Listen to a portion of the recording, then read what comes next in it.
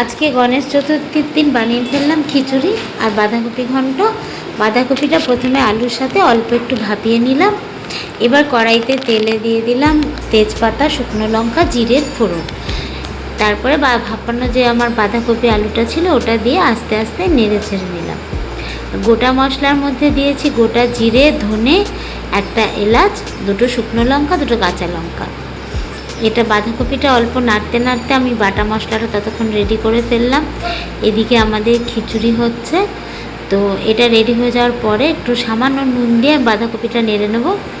বাঁধাকপিতে আমি হলুদ দিই না, সবজি সবজি ভাবটা দেখতে ভালো লাগে, তাই এই পর্যায়ে একটু ঘি দেওয়া যায়, আমি দিইনি। এবার আমার বাটা মশলাটা রেডি হয়ে গেছে, বাটা মশলাটা দিয়ে দিলাম।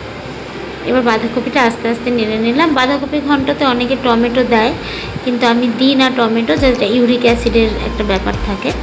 আমার বাঁধাকপি রেডি।